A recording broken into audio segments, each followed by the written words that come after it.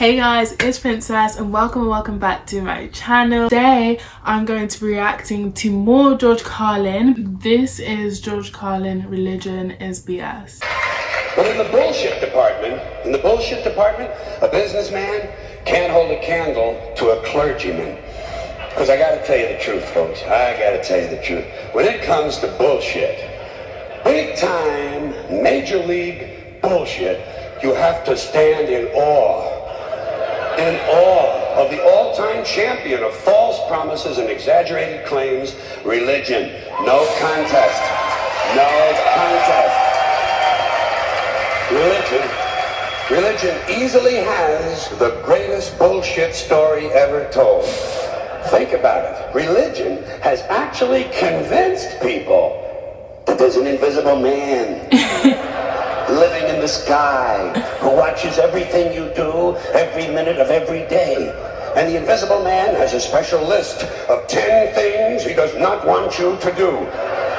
And if you do any of these 10 things, he has a special place full of fire and smoke and burning and torture and anguish where he will send you to live and suffer and burn and choke and scream and cry forever and ever till the end of time. But he loves you.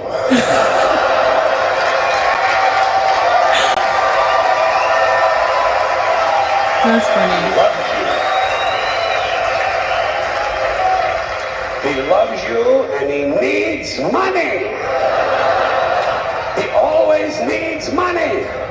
He's all powerful, all perfect, all knowing, and all wise. Somehow, just can't handle money. Religion takes in billions of dollars. They pay no taxes, and they always need a little more. Now, you talk about a good bullshit story. Holy shit.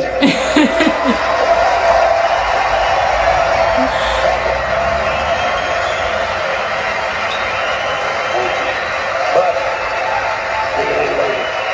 thank you very much. But I want you to know something. This is sincere. I want you to know, when it comes to believing in God, I really tried. I really tried. Okay. I tried to believe that there is a God who created each of us in his own image and likeness, loves us very much, and keeps a close eye on things. I really tried to believe that, but I gotta tell you, the longer you live, the more you look around, the more you realize something is fucked up. Something is wrong here. War, disease, death, destruction, hunger, filth, poverty, torture, crime, corruption, and the ice capades.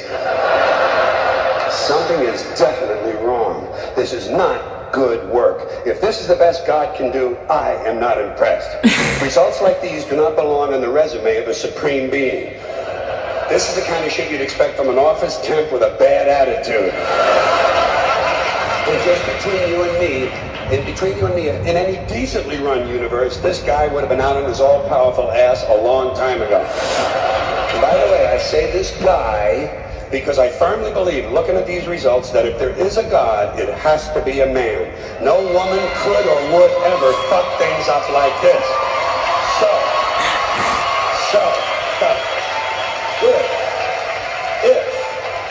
If there is a God, I think most reasonable people might agree that he's at least incompetent and maybe, just maybe, doesn't give a shit.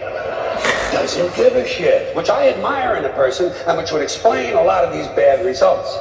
So rather than be just another mindless religious robot, mindlessly and aimlessly and blindly believing that all of this is in the hands of some spooky, incompetent father figure who doesn't give a shit, I decided to look around for something else to worship, something I could really count on, and immediately I thought of the sun. Happened like that. Overnight, I became a sun worshiper. Well, not overnight, you can't see the sun at night. But first thing the next morning, I became a sun worshiper. This one is funny. Reasons. First of all, I can see the sun, okay? Yeah. Unlike some other gods I could mention, I can actually see the sun. I'm big on that. If I can see something, I don't know, kind of helps the credibility along, you know?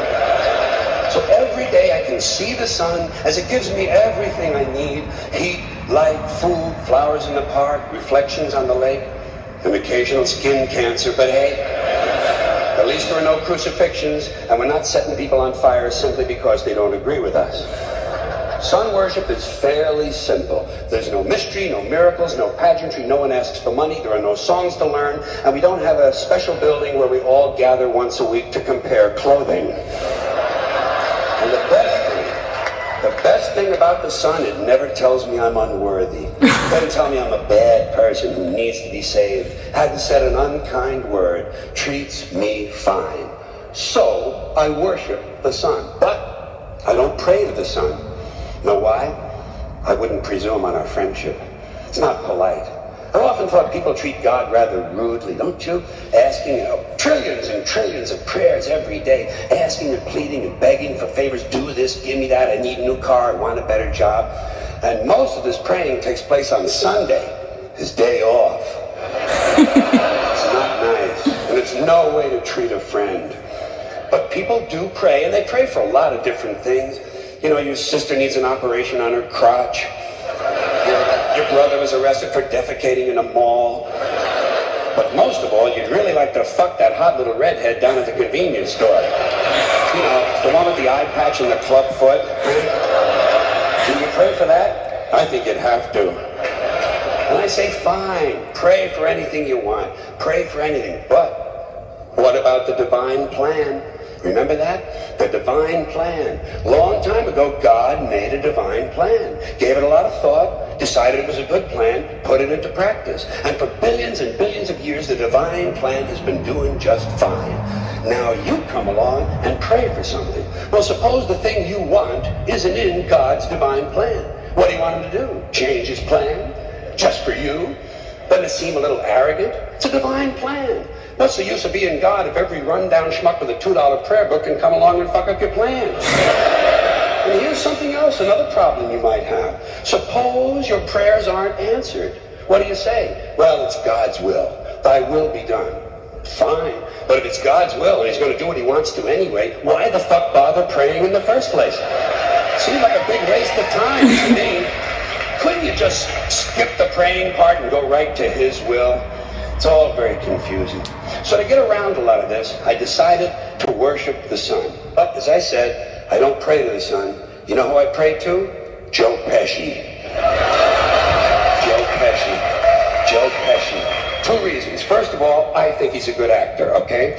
To me, that counts. Second, he looks like a guy who can get things done. Joe Pesci doesn't fuck around. Doesn't fuck around. In fact, Joe Pesci came through on a couple of things that God was having trouble with. For years, I asked God to do something about my noisy neighbor with the barking dog. Joe Pesci straightened that cocksucker out with one visit. It's amazing what you can accomplish with a simple baseball bat. So I've been praying to Joe for about a year now, and I noticed something.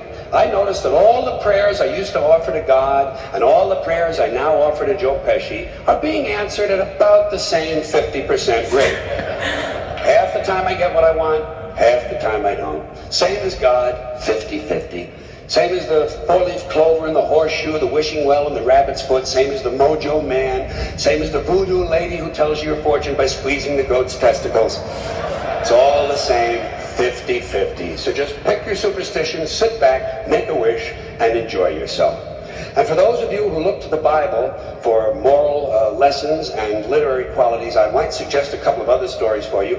You might want to look at The Three Little Pigs. That's a good one. Has a nice, happy ending. I'm sure you'll like that. Then there's Little Red Riding Hood, although it does have that X-rated part where the big bad wolf actually eats the grandmother, which I didn't care for, by the way. And finally, I've often always drawn a great deal of moral comfort from Humpty Dumpty. The part I like the best, all the king's horses and all the king's men couldn't put Humpty Dumpty back together again. That's because there is no Humpty Dumpty and there is no God. None, not one, no God, never was. In fact, I'm gonna put it this way. If there is a God, may he strike this audience dead. See, nothing happened. Nothing happened. Everybody's okay. All right? Tell you what. I'll raise the stakes. I'll raise the stakes a little bit. If there is a God, may he strike me dead. See, nothing happened. Oh, wait, got a little cramp in my leg. And my balls hurt. Plus, I'm blind. I'm blind. Oh, now I'm okay again. Must have been Joe Pesci, huh? God bless Joe Pesci. Thank you all very much, Joe. You know what? One thing I love about comedy is just the fact that comedians are just able to express what they believe in. George Carlin didn't trash anyone who's religious, or he didn't really bring anyone down for believing in God. You know, he was just expressing the fact that he doesn't believe that there's a God. And to be honest, as someone who does believe in God, I found that funny. I think comedy is comedy. You're meant to laugh, right? So I don't really get offended at things that people say. At the end of the day, everybody's entitled to believe what they want to believe. They're entitled to think what they want to think, and I think it's important to be able to joke about it every now and then. I mean, a lot of his jokes were funny, they landed, you know. I enjoyed that stand-up. I think George Carlin is becoming a comedian I'm starting to like, but obviously I need to see more of him. But thank you guys so much for watching this video. If there's anything else you guys want me to react to, please let me know down in the comments below. Make sure to like, comment and subscribe, and I'll see you in my next one.